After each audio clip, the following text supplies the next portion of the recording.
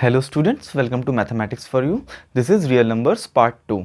In this video, we are going to study about the fundamental theorem of arithmetics, LCM and HCF using prime factorization, exercise 1.2, irrational numbers, exercise 1.3, rational numbers and decimal expansion, and exercise 1.4 to finish off the chapter. So let us begin with the first topic, the fundamental theorem of arithmetic, expressed as a product of primes in a unique way apart from the order in which they appear. This fact is called as the fundamental theorem of arithmetics. This is basically what you have been studying in your primary school for I don't know how long. So let us see. Suppose I have a number a and it can be written as a1 multiplied by a2 multiplied by a3 and so on. These a1, a2 and a3, these are all prime numbers and this a is a composite number and this is prime. So as you can see, a can be expressed as a product of primes a1, a2, a3 and n number of factors. This is called as the fundamental theorem of arithmetics. The order is independent. I can write it as a2 into a1 multiplied by a3 multiplied by something else. A is equal to a2 multiplied by a3 multiplied by a1 and so on. So it is independent of the order, but there is a uniqueness in this factorization which you will observe soon. Let us have a look at the number 36. 36 can be expressed as 2 multiplied by 2 multiplied by 3 multiplied by 3. So you can see I can express 36 as a product of 2, 2, 3 and 3, or I can write it as 2 to the power 2 and 3 to the power 2. So what is the uniqueness here? The uniqueness is I can express 36 as a product of 2 to the power 2 and 3 to the power 2. The uniqueness here is that the power of 2 is unique, the power of 3 is unique and the power of rest of the prime numbers is 0. So this is the uniqueness. Every composite number will have this uniqueness. You see, if I see 42, I can take it as 2 multiplied by 3 multiplied by 7. So it can be expressed as a product of three prime numbers 2, 3 and 7 with their powers 1, 1 and 1, and for the rest of the prime numbers the power is 0. So every composite number can be expressed as a product of primes in a unique way apart from the order in which they appear. So it is very important and you should remember. Wind your memory to the primary classes where you studied the factor tree. Now let us take a number 32760. I can write it as 2 multiplied by 16,380. Further, I can write 16,380 as 2 multiplied by 8,190. Now again I can write 8190 as 2 multiplied by 4095. Now 4095 can be written as 3 multiplied by 1365 and 1365 can be further written as 3 multiplied by 455, which can be further factorized as 5 multiplied by 91, which factorizes to 7 multiplied by 13. Now we have reached a stage where both the numbers at the last are prime numbers and this number can no longer be factorized further. At the end are prime numbers which can no longer be factorized. Then your factor tree is now complete and the original number, in this case 32760, can be expressed as the product of all these prime numbers, which is 2 multiplied by 2 multiplied by 2 multiplied by 3 multiplied by 3 multiplied by 5 multiplied by 7 and multiplied by 13. So I can write it as 2 to the power 3, 3 to the power 2 multiplied by 5 to the power 1, 7 to the power 1 and 13 to the power 1. So remember this They rarely ask this question, but when they ask, you should know. It's a basic thing, but you should remember it. It is nothing, it's just like you take the LCM, you just write it in this tree manner. So what is the uniqueness here?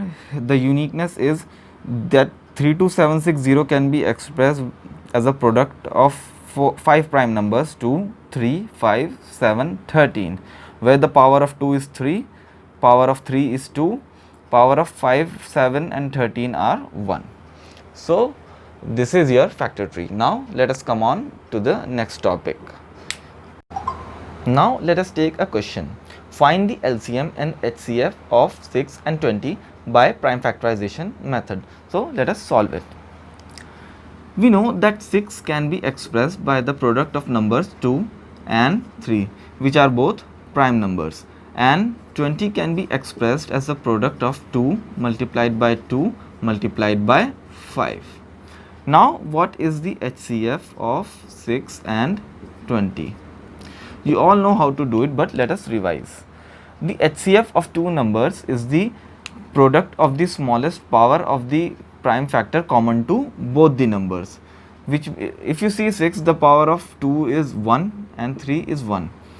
The power of 2 here is 1, 1, and that of 5 is 1. Now take the number which is common to both the numbers. So this is common to both the numbers. The power of the, what is the power here? The power here is 1. So the HCF will be 2 to the power 1. Since there is no other common number, so there is no other number here to multiply here with. Had there been other number, then we could have taken that number in the multiplication. So the HCF of 6 and 20 is 2. We wrote 6 as 2 to the power 1 multiplied by 3 to the power 1, and 20 as 2 to the power 2 multiplied by 5 to the power 1. Now in order to find the LCM, what we need to do is to take the product of the greatest power of the prime factors of the numbers. So what is the greatest power of 2? It is 2. So we will write 2 to the power 2. Again, what is the greatest power of 3? 3, here 3 is not there, so I will take this one. So it would be 3 to the power 1. Again, what is the greatest power of 5? 5, here is not there, so I will take this one, 5 to the power 1. It will become 4 multiplied by 3 multiplied by 5, and it will come out to be as 60. So the LCM of 6 and 20 is 60. Now let us come to the very important observation here. Now if you see, if I multiply the numbers 6 multiplied by 20, I will get as 120. Now if I multiply their LCM and their HCF, it would be 2 multiplied by LCM is 60. Again it is coming out to be 1. The last question gave us a very important conclusion, that is the product of two numbers is equal to the product of their HCF and LCM. Just remember this formula, and year after year questions have come based on this formula. So remember this formula is gonna make your calculation short. You'll only need to find the HCF or LCM. If you have the numbers, you can find the LCM if HCF is given, or vice versa. And also if you have one of the number and but HCF and LCM is also given, then you can find the other number. So basically if you have two numbers A and B, so A multiplied by B is equal to the HCF of A and B multiplied by LCM of A and B. So remember this relation. Again, if you have any three of these, you can find the fourth one. If you have A, B and HCF, you can find the LCM. If you have A, HCF and LCM, you can find B. If you have B, HCF and LCM, you can find A. If you have A, B and LCM, you can find HCF. So it is this simple. Just remember this relation. It is very simple, but you should remember this, and they may ask a question based on this. So let us move on to the questions now. So let us take the question number 1, where we need to express each number as the product of its prime factors. So let us begin. The first part is 140. So it is a very simple question. Actually, you all have been doing it for very long. So 2 multiplied by 70 gives 140. Then 2 multiplied by 35 gives 70. And if I multiply 5 by 7, I get 35. And 7 1 ja 7. So how 140 can be expressed? It can be expressed as 2 multiplied by 2 multiplied by 5 multiplied by 7. So the first part is done. Now let us move on to 156. 156 can be solved as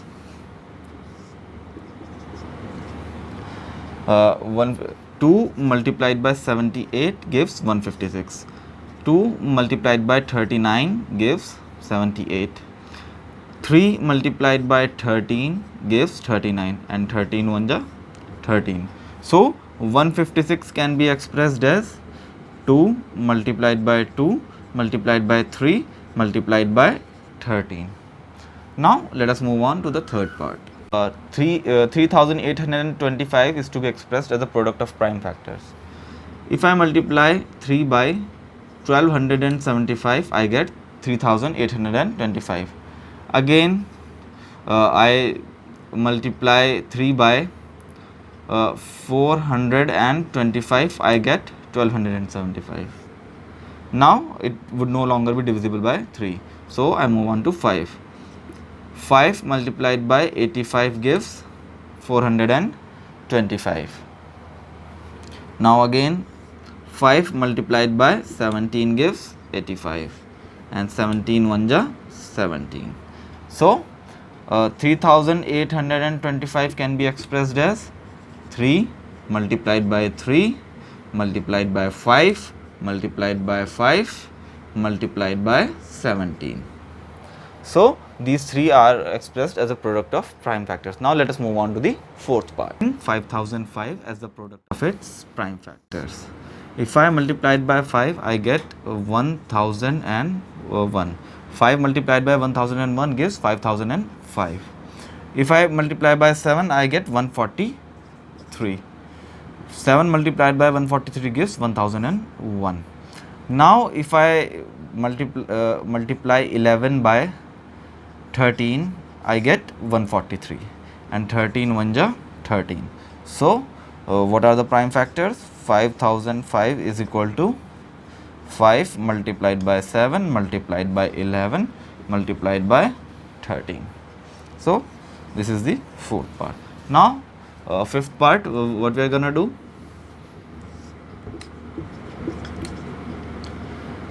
If I multiply 17 by 437, I get 7429. Now if I multiply 19 by 23, I get 437. Again 23 1 ja 23. So 7429 is expressed as the product of its prime factors. 17 multiplied by 19 multiplied by 23. So the first question of this exercise is complete. This is question number 2. We need to find the LCM and HCF of the following numbers and need to verify that the product of the numbers is equal to the product of their LCM and HCF. So let us begin. 26 I can write as 2 multiplied by 13, and 13 1 ja 13. So 26 is now written as 2 multiplied by 13. Again with 91. 7 multiplied by 13 gives 91, and 13 1 ja 13. So 91 can be written as 7 multiplied by 13. So let us find the HCF first. What is the common factor in both in the factorization of both 26 and 91? It is 13. Only 13 is common. What is the least power of 13? It's 1 only. So 13 to the power 1 equal to 13. So HCF is 13. Now take all the factors. 26 is written as 2 multiplied by 13. Now in the factorization of 91, take the other factor and ignore the one you have already taken. So I'll ignore 13. So LCM is 182.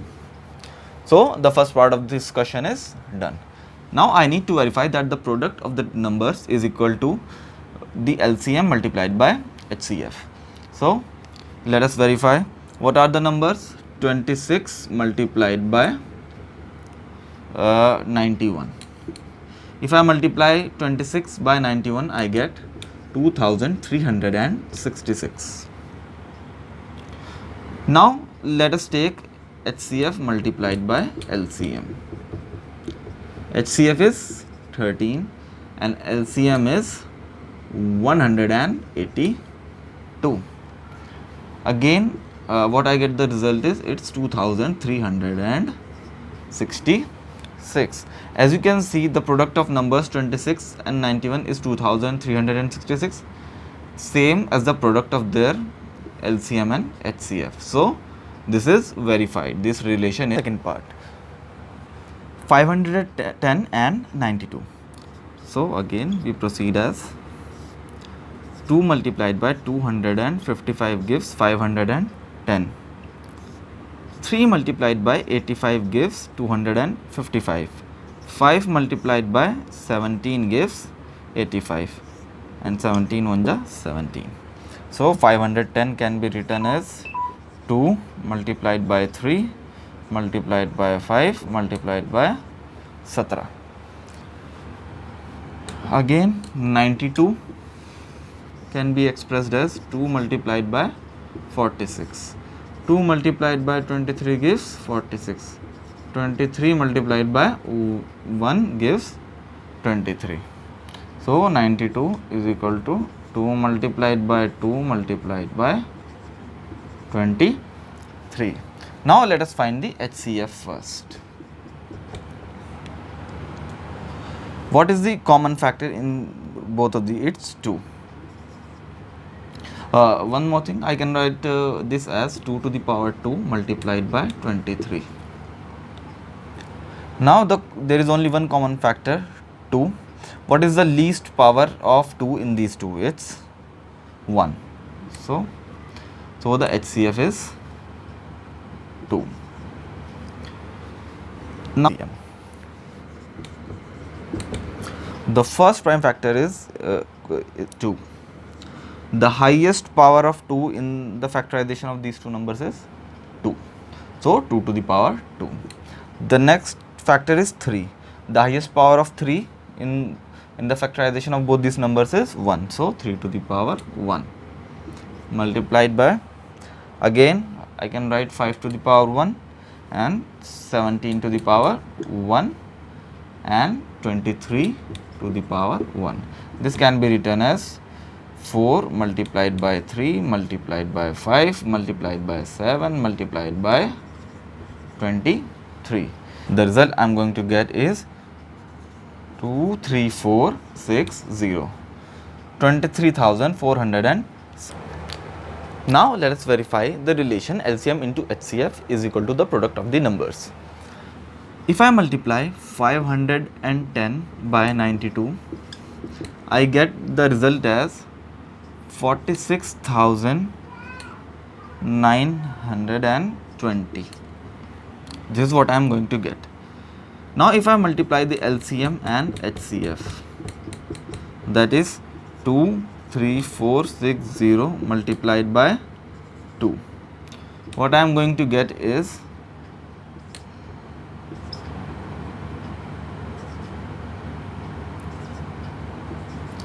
the same number, 46,920. 20. So this relation is verified. Now let us move on to the third. 336 can be factorized as 2 multiplied by 168. 168 can be further written as 2 multiplied by 84. 84 can be further factorized as 2 multiplied by 42.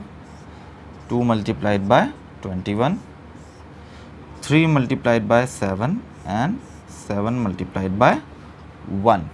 So 336 can be written as 2 to the power 4 multiplied by 3 multiplied by 7.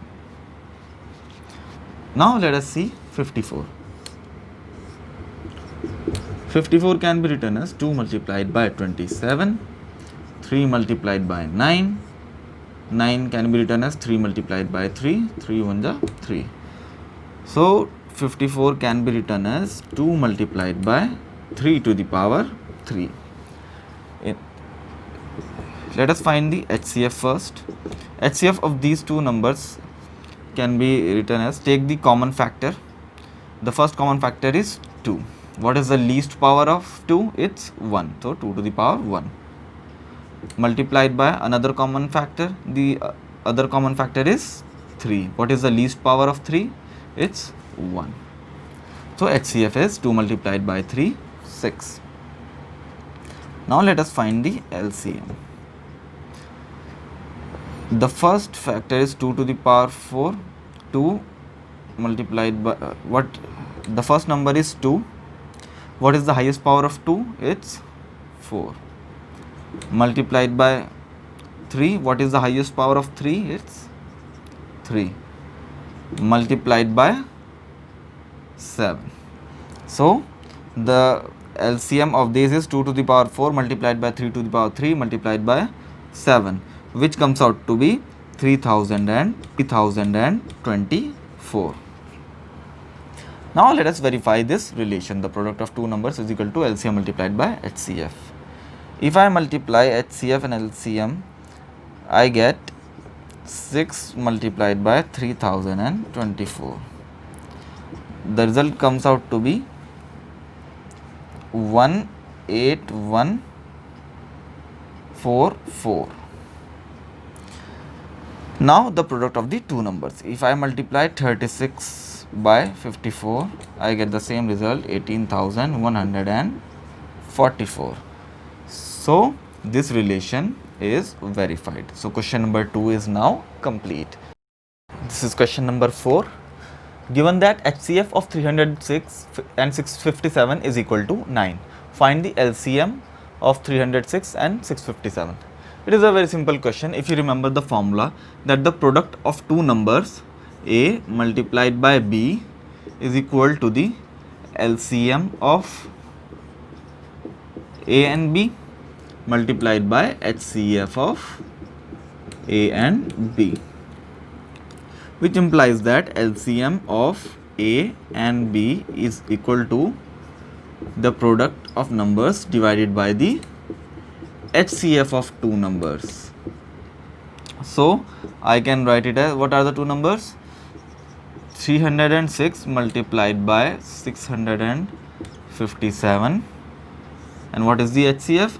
HCF is 9. So this whole number divided by 9. I can cancel it by 3. 3 3 is 9, and 3 multiplied by 102. Again I can cancel it by 3 in 34. So the LCM of A and B is 34 multiplied by 650, 22,338. So the LCM of 306 and 657 is equal to 22,338. It is a very simple question if you remember this formula. It is a formula based question. You can just put the values and get the answer. And it is asked almost every second year or every year.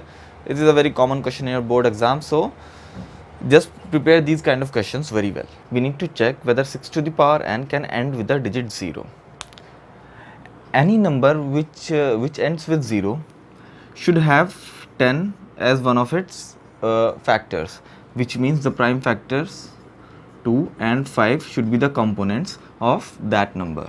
So if I write 6 to the power n, I can write it as 2 multiplied by 3 to the power n. For a number to end with 0, the prime factors, at least one pair of 2 and 5 should be there. But here we don't have any such pair. We have 2 and 3 but not 2 and 5. So it cannot end with digit 0. So it is a very simple question. You just need to apply a little logic and the knowledge of the prime numbers and factors. So let us move on with next question. Question number why 7 multiplied by 11 multiplied by 13 plus 13 and 7 factorial plus 5 are composite numbers. So let us solve it. In order to solve this question, you must understand that a prime number has only two factors. Suppose I have number 2, it can have only two factors, 1 and this number itself.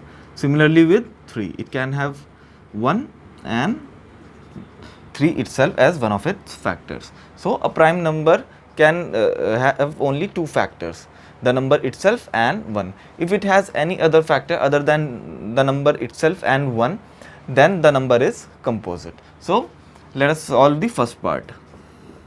7 multiplied by 11 multiplied by 13 plus 13. Let us take 13 as common. We get 7 multiplied by 11 plus 1.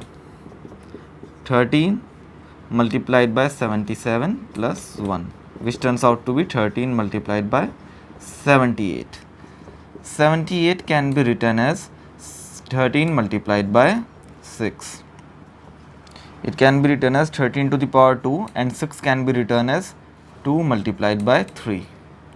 And for formality, I can write here as 1. As you can see, there are 2, 3, 4, 5. There are 4 factors which can divide this number. It is composed of these 4 factors. So this number is composite. Now let us come to the part 2. Let us take 5 as common. If I take 5 as common, I get 7 multiplied by 6 multiplied by 4 multiplied by 3 multiplied by 2 plus 1. 5 multiplied by 7, 6, 42 multiplied by 24 plus 1. 42 multiplied by 24 gives 1008 plus 1. So it becomes 5 multiplied by 1009. For formality, I can write 1. As you can see, this number has 3 factors, 5, 1009 and 1. So this number is composite. Let us move on to the next question. Question number 7. The question says there is a circular path and Sonia takes 18 minutes to drive through this circular path and Ravi takes 12 minutes to do the same. After how many minutes they meet again at the starting point? Suppose this is the circular path and they start from here, and Sonia and Ravi starts in the same direction. While Sonia takes 18 minutes to complete, Ravi takes only 12. After how much time are they gonna meet again here at the same point they started? So basically it is asking for the LCM, lowest common multiple. So we need to find the LCM of 18 and 12. So 18 can be written as 2 9 ja 18, 3 3 ja 9, 3 1 ja 3. So 18 can be written as 2 multiplied by 3 to the power 2. Now 12. 12 can be written as 2 to the power 2 multiplied by 3. Now what is the LCM will be, what is the highest power of 2? It's 2. What is the highest power of 3? It's 2.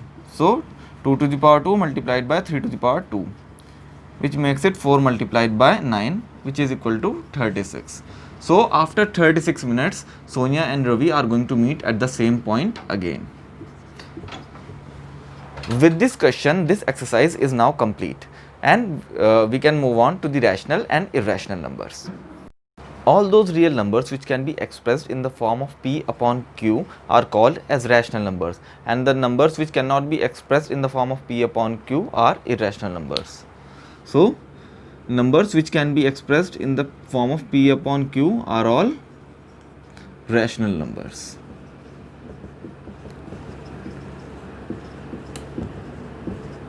And the numbers which cannot be represented in the form of P upon Q and only remain in the decimal form are called as irrational numbers.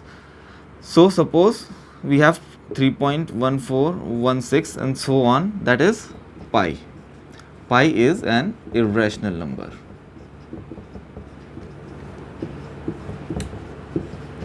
Now let us examine pi. The value of pi is this, that is 3.1416 and so on. If I write 22 upon 7, 22 upon 7 is a rational number, while pi is an irrational number, because it cannot be expressed in the form of P upon Q, while 22 upon 7 can be expressed in the same way. The reason we take the value of pi as 22 upon 7 because it makes our calculation easier and it is very much near about to this value. That is why we take 22 upon 7 as pi, but actually it's not, it's just the approximation that we make, but the exact value of pi is 3.1416 and so on, and it doesn't terminate. So this is all about rational and irrational numbers. Next, let us begin with this important theorem which is going to be very useful when we prove the rationality and irrationality of numbers. This theorem states that if P is a prime number and A is another number, and if P divides A square, then P divides A. Suppose I have a number A and I have a prime number P. If I square it, A square, and if P divides A square completely, then it also means that P divides A as well, A also. So this is the relation. Now we are going to use this identity, or let us take an example first. Suppose I have a number 4 which is my A, and take P as 2. If I do A square, what am I going to get? I am going to get 4 square, that is 16. Now 2 divides 4 square, that is 16 upon 2, and the result comes as 8. But this also means that 2 divides the original number 4, that is 4 divided by 2, we get 2. So this is an example to prove that if P is a prime number and if P divides A square, then P also divides A. Now let us solve a question. Prove that root 2 is a irrational number. If you want to prove that some number is irrational, you need to assume the opposite. That is, assume that that number is a rational number. So assuming root 2 as a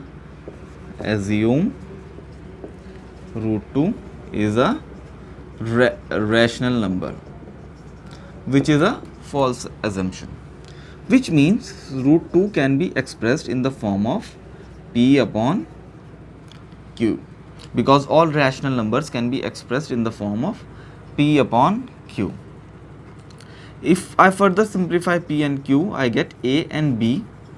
Root 2 is equal to A upon B, such that A and B are co-primes, which means they don't have any other common factor other than 1. So it implies that B root 2 is equal to A. Squaring both sides, we are going to get 2B square is equal to A square, and B square is equal to A square upon 2. Since A and B are integers, So a square divided by 2 gives a integer. So 2 divides a square. Now as the theorem we just studied states that if a number prime number p divides a number a square, then p divides a as well. So 2 divides a. So I can write a as a multiple of 2. A is equal to 2c for some integer c, and put it back here. 2b square is equal to a square, 2b square is equal to 2c whole square. It becomes 2b square is equal to 4c square, b square is equal to 2c square, b square upon 2 is equal to c square. Since c is an integer, which means 2 divides b square, and which further implies 2 divides b. If 2 divides b but 2 divides a as well, since 2 divides both a and b, it contradicts the fact that a and b are co-primes, that is they don't have any other common factor other than 1. But here we can see that they have a common factor 2, which divides both a and which divides both a and b. So why has this contradiction arisen? It has arisen because of the false assumption we made that root 2 is a rational number. So this contradicts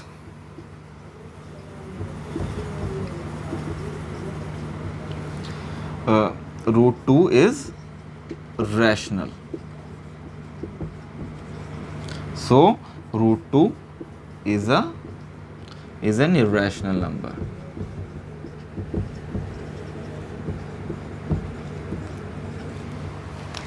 Similarly, we can prove that root 3 is an irrational number, root 5 is an irrational number.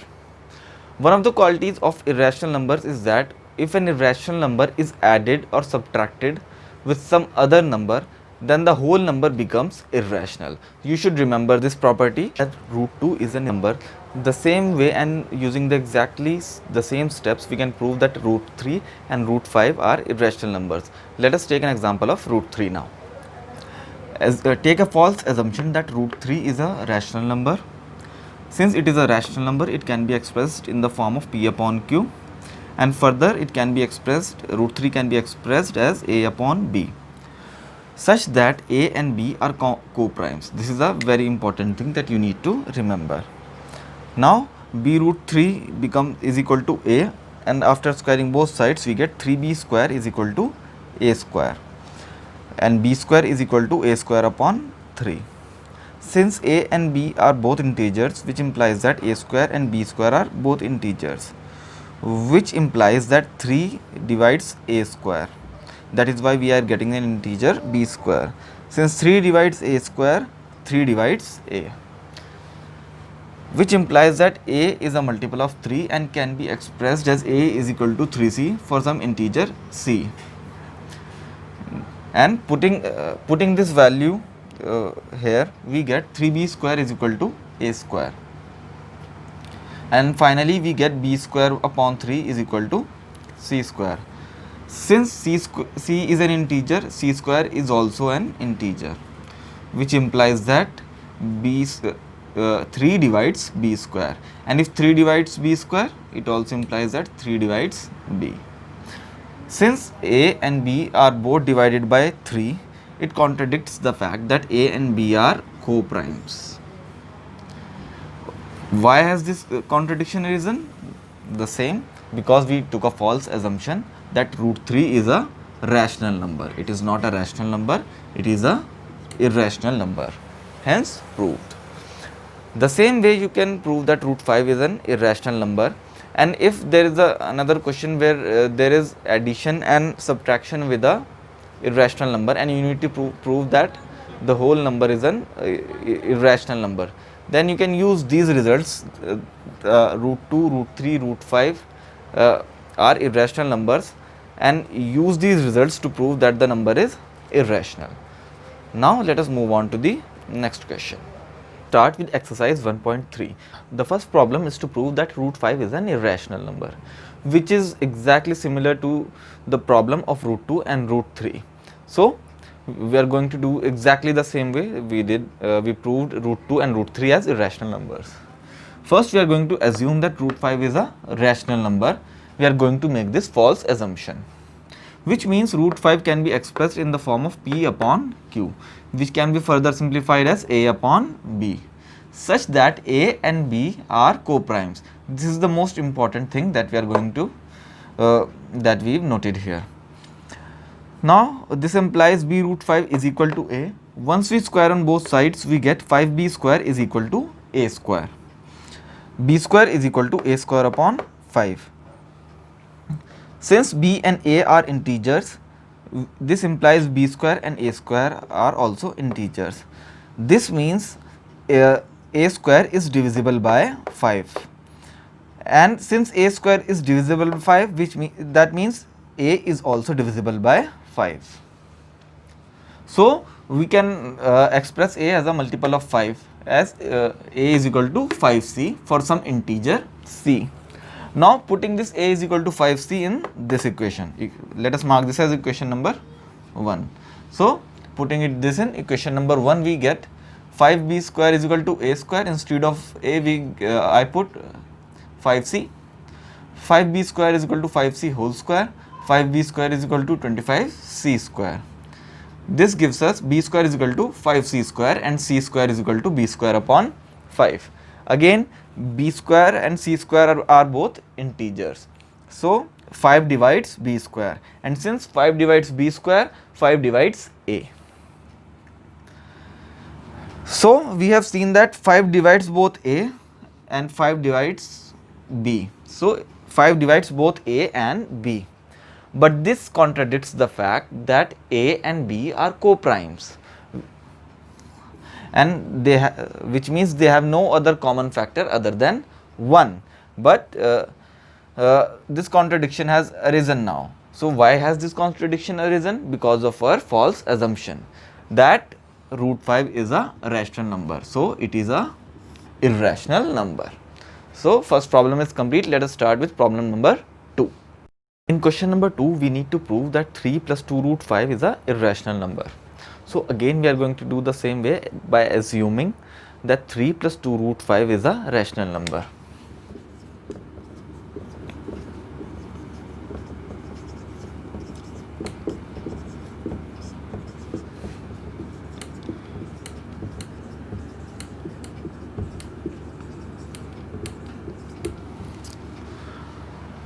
Which means 3 plus 2 root 5 can be expressed in the form of a upon b, where a and b are integers, and a not equal to 0, b not equal to 0. It gives us 2 root 5 is equal to a upon b minus 3. 2 root 5 is equal to a minus 3b upon b. And root 5 is equal to a minus 3b upon 2b. Now notice here that we have assumed a and b as integers. These are both integers. So a minus 3b is also an integer and 2b is also an integer. That means a minus 3b upon 2b is of the form of p upon q, integer upon integer, and since it is p upon q, it is a rational number, is equal to a minus 3b is upon 2b is equal to a rational number. But we just proved that root 5 is a irrational number.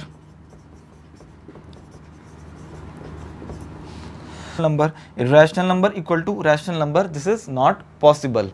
This has happened because of our false assumption that 3 plus 2 root 5 is a rational number. It is, so 3 plus 2 root 5 is a irrational number. Prove that the following numbers are irrationals. So let us take the first part. Prove that 1 upon root 2 is a irrational number. Again we are going to assume that 1 upon root 2 is a rational number. Since it is a rational number, 1 upon root 2 can be expressed in the form of a upon b, such that a and b are co-primes.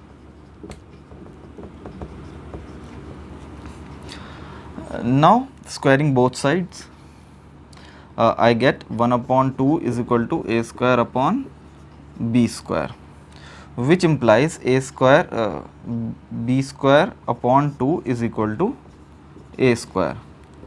Since b and a are integers, so b square and a square are also integers, which implies that 2 divides b square, hence 2 divides b. So this is the first assumption that we have got. Let us mark this as equation number 1. Since 2 divides b, we can write b is equal to 2c and put it in equation number 1. This gives us b square 2c whole square upon 2 is equal to a square. It gives us 4c square upon 2 is equal to a square. C square is equal to a square upon 2. Again, c is an integer, so c square is also an integer, which means 2 divides a square, hence 2 divides a. So 2 divides both a and b, but this contradicts the facts that a and b are co-prime. And this has happened because of our false assumption that 1 upon root 2 is a rational number. Instead, it is a irrational number. Now move on to the part 2. I will give you an idea because it works exactly the same way. You can assume 7 root 5 is equal to as a rational number and put it as a upon b, because all rational numbers are of the form a upon b, such that a and b are co-primes. A and b are co-primes. So I can write 7 is equal to a upon b root 5, or I can write 5b square is equal to a square upon 49. B square is equal to a square upon 5 multiplied by 49. It gives b square is equal to a square upon 245. So 245 divides a square, hence it divides a.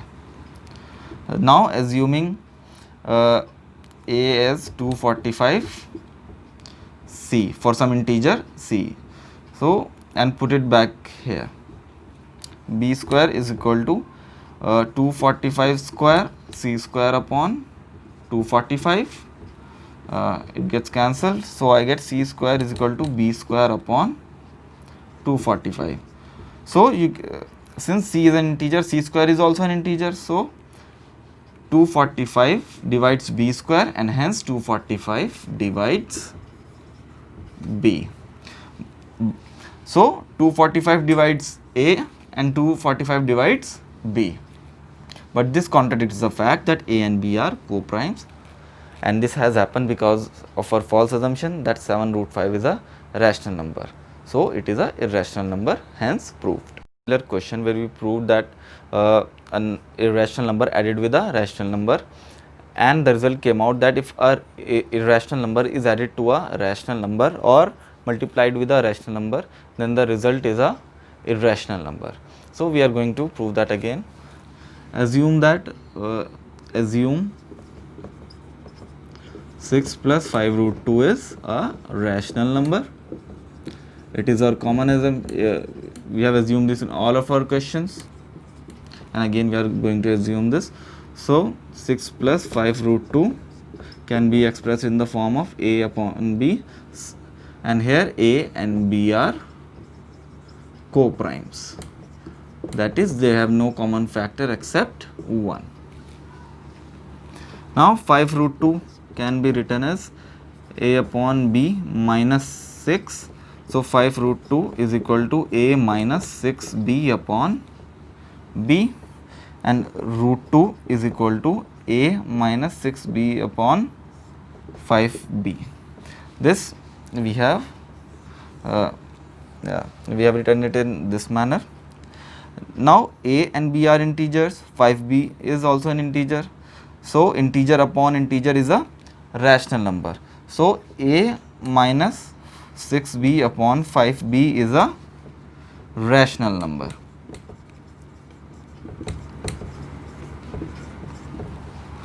But it is equal to root 2, which is a irrational number. How is it possible that an irrational number is equal to the rational number? So this is a false equality, and this has happened because of our false assumption that 6 plus 5 root 2 is a rational number. So 6 plus 5 root 2 is a irrational number, hence proved. With this question, exercise 1.3 is complete, and we now move on to the decimal expansion part and their decimal expansion. You all know that rational numbers can be are the numbers which can be expressed in the form of p upon q. Now what can happen when I actually divide p by q? The quotient that I get can be terminating, that is if it is a decimal expansion, what is going to happen, that the expansion will terminate after a certain steps. Suppose I have like 9, I divided by 5, 515 decimal 4.0 and 8. So it so the quotient just terminate at the first decimal place, that is 1.8. Similarly, it can extend for other numbers, suppose 1.80, 59245. So this has terminated. So these are called terminating decimal expansions. Second is non-terminating. Non-terminating type. What is non-terminating type? That the decimal expansion that you are doing is, it will continue up to infinite. It's going to carry on like that. You keep dividing, you follow the long division method, and the question keeps coming, and you never get the remainder as 0, and this goes until infinity. So this is called the non-terminating type. In non-terminating type, there are two types: repeating decimal expansion and non-repeating decimal expansion.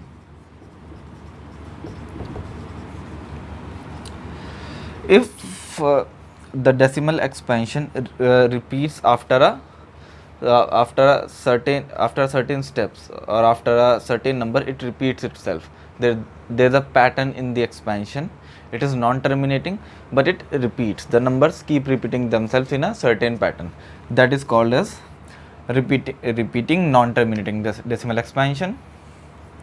And if they don't repeat in a particular pattern, there is no pattern, and the numbers keep and the decimal expansion keeps going on without actually having a pattern, and the pattern of the numbers repeating.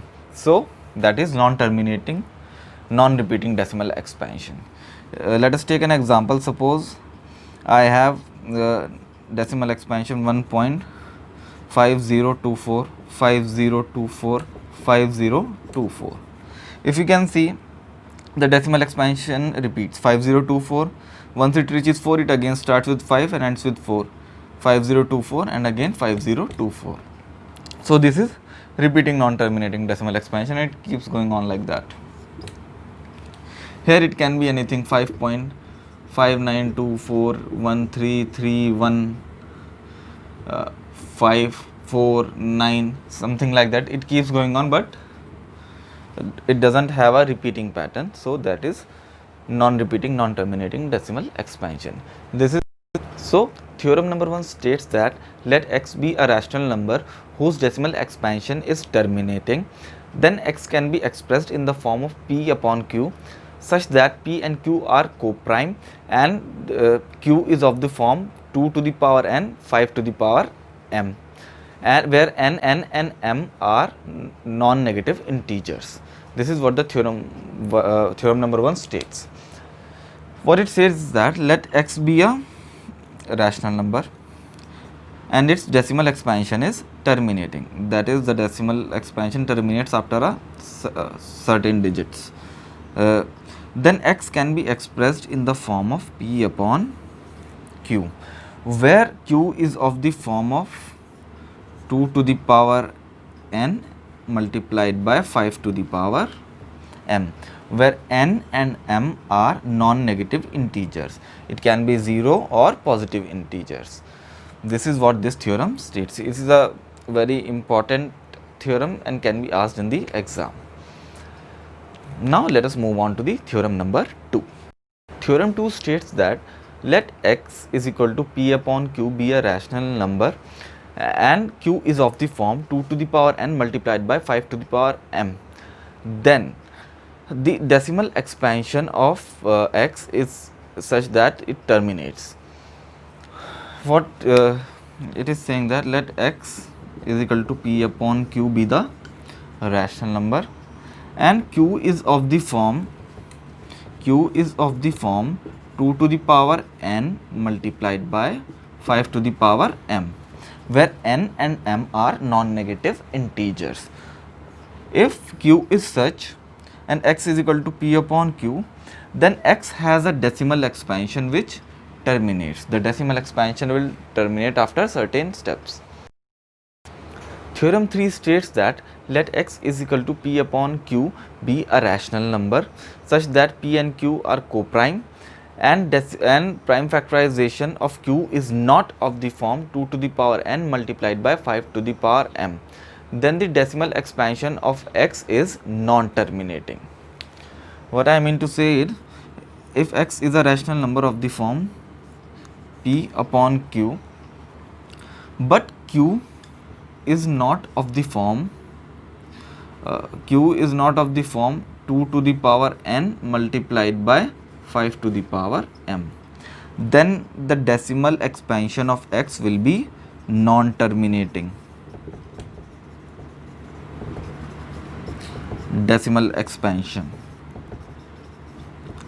So what we learned here, in order for a rational number to have a terminating decimal expansion, the denominator of the rational number should be of the form 2 to the power n multiplied by 5 to the power m, where n and m are non-negative integers.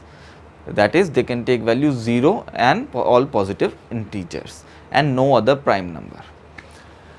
This is the last theorem of the chapter. Let us begin with the exercise 1.4, which is the final exercise of this chapter.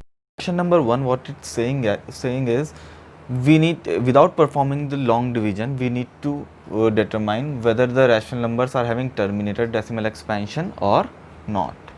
So let us take the first part. It is 13 upon 3125. I can write it as p upon q. So q is equal to 3125. Now in theorem number 2, we studied that if the denominator is of the form 2 to the power n multiplied by 5 to the power m, then the irrational number has a terminating decimal expansion. As you can see, 3125 can be written as 5 to the power 5. 2 is not there, so I can write it as 2 to the power 0 multiplied by 5 to the power 5. So m and n are non-negative integers, so m can take the value 0 and it is already positive. So 13 upon 3125 has terminating decimal expansion because the denominator q is of the form 2 to the power 0 multiplied by 5 to the power 5, 2 to the power n multiplied by 5 to the power m. In the second part, q is equal to 8. I can write it as 2 to the power 3 or 2 to the power 3 multiplied by 5 to the power 0. 5 to the power 0 equal to 1. So, 2 to the power 3 multiplied by 1. I can write it in this way.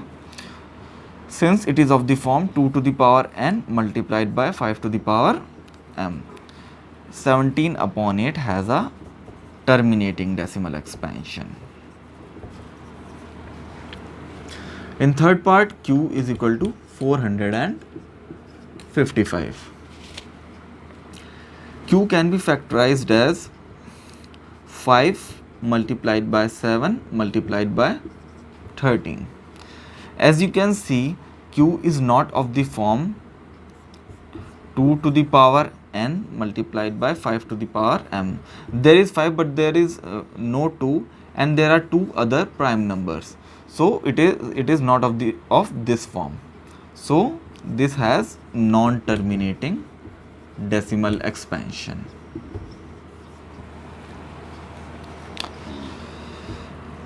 Now in the fourth part, I can write q as 1600. 1600 can be written as 2 multiplied by 2 multiplied by 2 multiplied by 2 multiplied by 2 multiplied by 2 multiplied by 5 multiplied by 5. That is 2 to the power 6 multiplied by 5 to the power 2. 2 to the power n multiplied by 5 to the power m. So 15 upon 1600 has a terminating decimal expansion. In fifth part, q is given as 343. It can be expressed as 7q. Since it is not of the form 2 to the power n multiplied by 5 to the power m, 29 upon 343 has non-terminating decimal expansion. In sixth part, q is already written as the denominator q is 2 to the power 3 multiplied by 5 to the power 2. Since it is already of the form 2 to the power n multiplied by 5 to the power m, 23 upon 2 cube multiplied by 5 square has a terminating decimal expansion. Here also the denominator q is this 2 to the power 2, 5 to the power 7, 7 to the power 5, 2 to the power n, 5 to the power m, but this 7 to the power 5 is extra. So it is not of the form 2 to the power n multiplied by 5 to the power m. So this has non-terminating decimal expansion. Again, the denominator q is equal to 15. Q can be written as 3 multiplied by 5. It has a prime number other than 2 and 5. It has 3. So it has non-terminating decimal expansion. The denominator q is written as 50. So 50 can be written as 2 multiplied by 5 multiplied by 5, that is 2 multiplied by 5 to the power 2, which is of the form 2 to the power n multiplied by 5 to the power m. So 35 upon 50 has a terminating decimal expansion because the denominator q is of the form 2 to the power n multiplied by 5 to the power m. In the last part of this question, q is given as 210. 210 can be written as 2 multiplied by 3 multiplied by 5 multiplied by 7. As you can see, there are two other prime numbers other than 2 and 5, 3 and 7. So it is not of the form 2 to the power n multiplied by 5 to the power m. So 77 upon 210 has a non-terminating decimal expansion.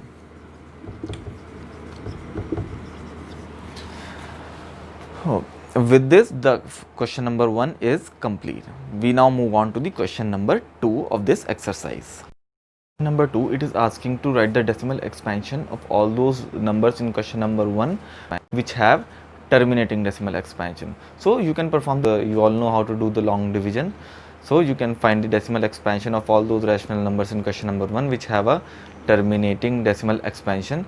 We already solved which numbers in the question number 1 have terminating decimal expansion. So you can refer question number 1 for that. Now let us move on to the question number 3. In question number 3, we need to check whether the below numbers are rational or not. If they are rational, then what can we say about the denominator q of these rational numbers? So in the first part, it is, as you can see, the decimal expansion is terminating. Since it has a terminating decimal expansion, so this is a rational number. And since it is a rational number, it can be expressed in the form of p upon q. And since it is terminating, q is of the form 2 to the power n multiplied by 5 to the power m. Q, let us write it down here, q is of the form 2 to the power n multiplied by 5 to the power m.